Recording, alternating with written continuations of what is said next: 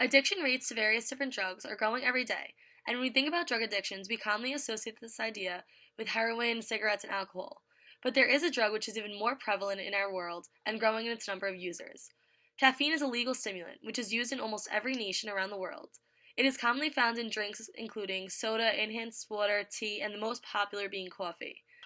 Caffeine is a very addictive drug which draws people in by providing immediate advantages, being easily accessible, socially acceptable, and for the taste of its sources. Coffee has become very popular in our society. In most major cities, you cannot go 3 blocks without there being a small coffee shop, a coffee franchise like Dunkin' Donuts or Starbucks, or a bagel store marketing that they have hot coffee. Coffee consumption has become especially high on college campuses. Students tend to drink coffee at any time of the day, whether it be morning, afternoon, and even late at night. And they drink it on the go, whether it's going to class or after class or even studying. Coffee is drank at very high rates because it provides good taste and a high amount of the caffeine drug so many students have become addicted to. In a study at the University of New Haven, they found that 77.3% of their students were coffee drinkers. While talking to an Ithaca College student who is an avid coffee drinker herself, I learned more about how important coffee is in her day. My name is Sarah Jacobsi, and I drink 2 cups of coffee at least a day. Ithaca College's campus, for example, makes it very accessible for students to fulfill their coffee addiction. Due to the meal plan and bonus bucks, obtaining coffee is very accessible.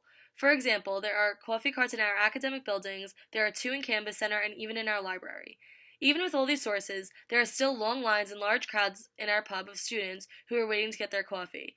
This doesn't even include those who go down to off-campus coffee shops like College Town Bagels and Dunkin' Donuts, or have Keurigs and coffee makers in their dorm rooms. Coffee has also become far more than just something to wake us up in the morning. According to UNH's study, students tend to drink their coffee for socialization, good grades, alertness, and focusing. It helps me stay up later so that I can get work done and finish everything that needs to be finished. Students tend to find many positives during and after drinking coffee, which keeps reinforcing them to continue drinking it. I feel amazing when I drink coffee, and then I feel even better once I finish drinking my coffee because I want more coffee. Students tend to have this fixation on their daily coffee intake, and those who are regular coffee drinkers and do not obtain their necessary amount of coffee intake will experience withdrawals, which tend to be less intense than withdrawals of harder drugs. So I was sick and I was sleeping all day, so I didn't drink any coffee. And I'm a person that runs like 4 or 5 cups of coffee a day. So I went to bed with a headache and then woke up with a migraine, and my body was shaking. I felt like I was gonna throw up, and I couldn't move my head, or else it felt like it was gonna explode. But the second I actually had a cup of coffee, it completely went away, and I was totally fine. Withdrawals typically include lack of energy, headaches, irritability, and sleeplessness. All of these symptoms of caffeine withdrawals tend to inhibit students' performance in the classroom or even during studying, homework, and just getting through the day. It is important to remember that coffee still contains a drug, and there are many rumors circulating throughout our society as to what exactly the effects of coffee are. There have been 19,000 studies over the past 3 decades about coffee and caffeine consumptions and its effect on our health. So the real question is coffee good for you or bad for you? Studies have shown no evidence of long-term negative effects high doses of caffeine and coffee consumption have on our health. Some short-term negative effects that have been proven include upset stomach, anxiety, insomnia, muscle tremors, and stress.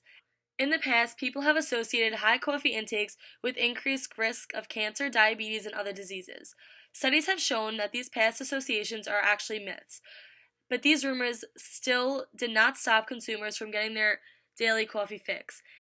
83% of Americans drink coffee daily, but there are some positives of drinking coffee and intaking caffeine. Black coffee has some nutrition value, in which it provides us with vitamins B2, B3, B1, and folate.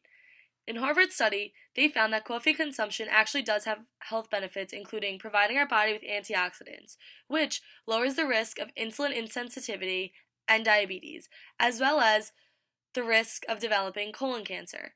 Evidence has also proven that increasing caffeine intake prevents formation of gallstones and lowers the risk of Parkinson's disease and depression. Immediate benefits that many users notice while drinking coffee include boosting physical performance by reducing fatigue and increasing reaction speed, pain relief, cognition, focusing, and alertness.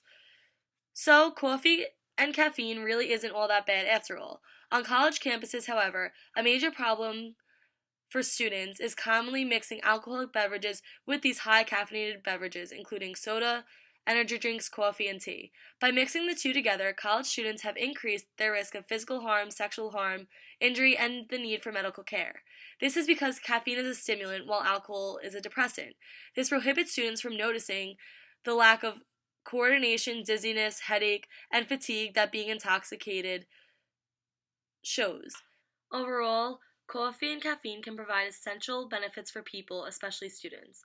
But students need to be aware of the time they are drinking it to avoid insomnia and what they are drinking it with to prevent problems with alcohol specifically. But when consumed at reasonable times of the day and in moderation, coffee will not be a problem for students' health and will help them get through the semester.